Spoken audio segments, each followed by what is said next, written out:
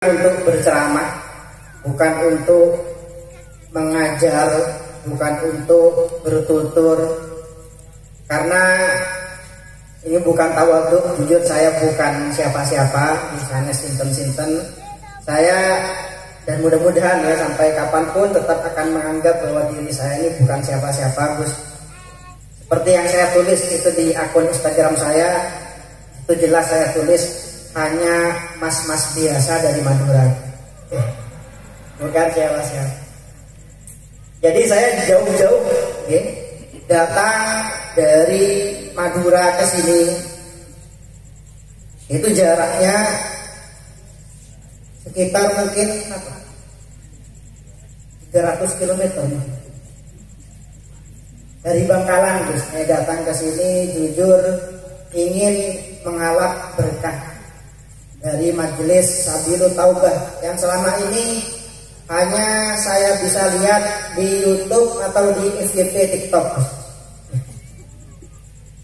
Oleh karena itu, jujur saya murni ke sini untuk mengambil berkah dari panjenengan-panjenengan, dari Gus Iqdam, dari para jamaah yang meskipun oleh Gus Iqdam panjenengan ini disuruh tawadhu. Nah, diajari tawadhu, makanya dinamakan garangan. Tapi kalau yakin panjenengan yang adil di sini adalah orang-orang yang diistimewakan oleh Allah Subhanahu wa taala. Adalah orang-orang baik, orang-orang istimewa, orang-orang yang mulia di sisi Allah Subhanahu wa taala.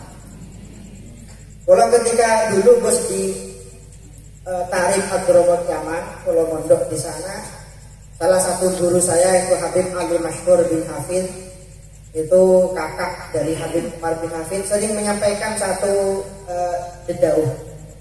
Beliau sering menyampaikan jika ada di satu tempat itu berkumpul 40 orang Islam, pasti minimal ada salah satunya yang walinya Allah Subhanahu wa taala. Ini malam ini yang berkumpul 40 kali berapa kira-kira?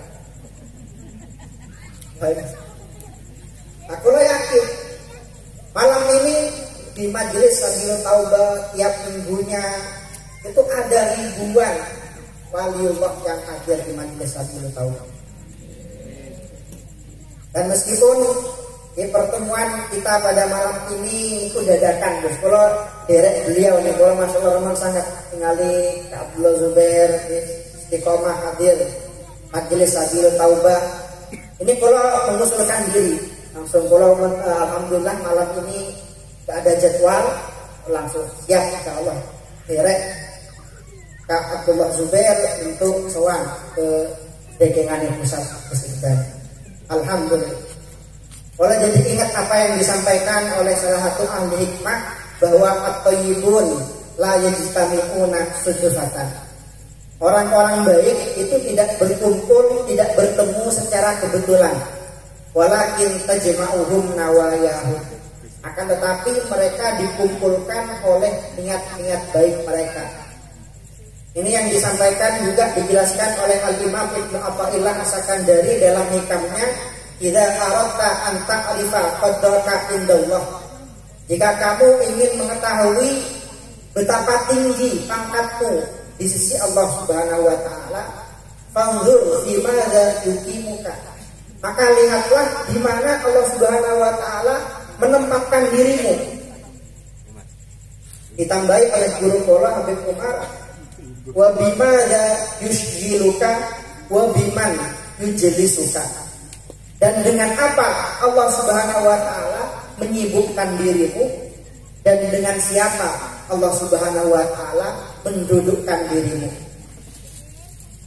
Nah, pada malam ini para jemaah Allah Subhanahu wa taala menempatkan panjenengan di majelis ingkang sae.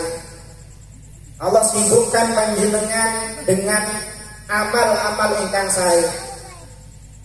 Allah dudukkan panjenengan paling tiang-tiang sae.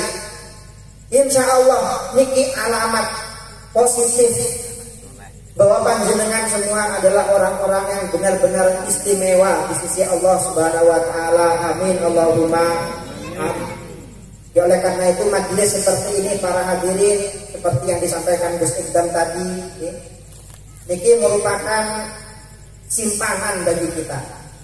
Amal yang bisa dalam bahasa Arab itu dakhirah, yang bisa menjadi andalan insya Allah, yang bisa kita andalkan kelak di hadapan Allah Subhanahu wa Ta'ala.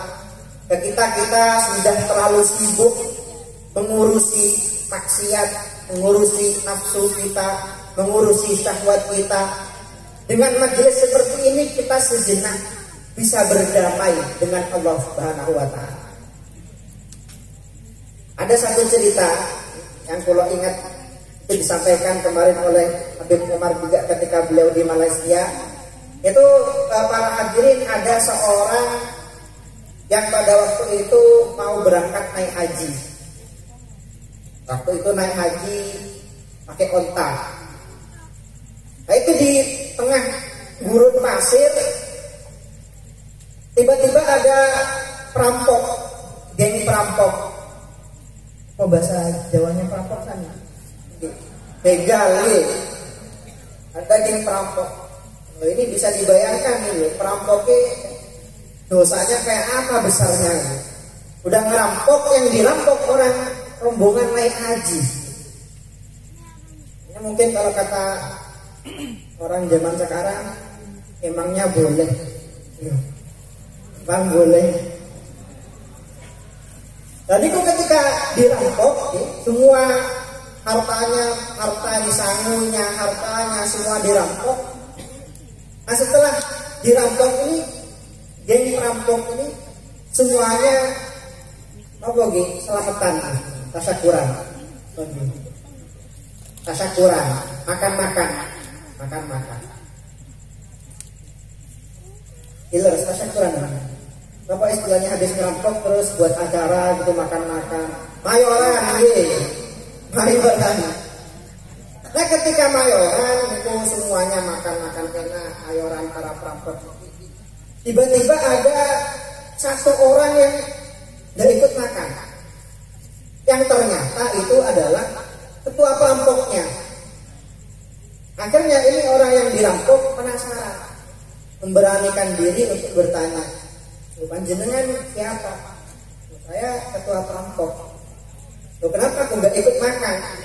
"Saya lagi puasa." Oke loh, ngerampok tapi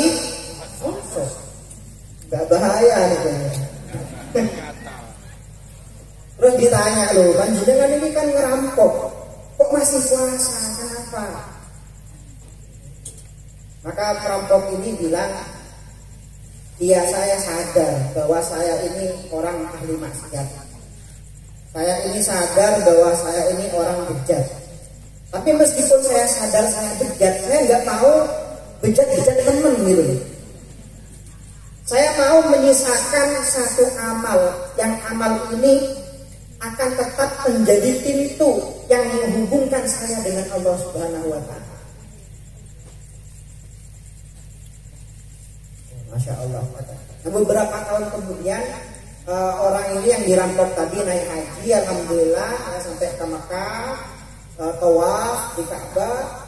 Tiba-tiba di depan Ka'bah melihat ada seseorang yang sepertinya pernah dia lihat. Ketika didekati, kok orang yang dulu yang pernah merampok itu, perampoknya itu ketua perampok, lagi doa, khusyuk, sambil nangis. Didekati, setelah ditanya, "Loh, jenengan kan ketua perampok yang dulu ngerampok saya." "Oh iya. Apa yang membuat jenengan ada di sini?" Kata ketua perampok ini, "Saya diberikan hidayah oleh Allah Subhanahu wa Ta'ala. Barokah saya ini masih menyisakan satu amal yang menghubungkan saya dengan Allah Subhanahu wa Ta'ala." Itu makanya kita para hadirin, meskipun kita sadar kita mungkin nggak bisa lepas dari kemaksiatan, masih suka menjadi budak nafsu, masih suka menjadi budak syahwat, masih suka gini, masih suka gitu, ibadah belum istiqomah. Minimal istiqomah hadir majelis seperti ini. Kita harap ini menjadi simpanan yang akan terus menghubungkan kita dengan Allah Subhanahu wa Ta'ala. Yang terakhir, pesan yang sering saya sampaikan itu adalah apa yang dituliskan oleh Al-Habib Abdullah bin Alawi Al-Haddad di dalam kitabnya Risalah Adabus Sulukil Murid. Di situ dikatakan siru ilallah urujan wa makasir. Berjalanlah kamu mendekat kepada Allah Subhanahu wa taala meskipun dalam keadaan tertatih-tatih, meskipun dalam keadaan terpincang-pincang.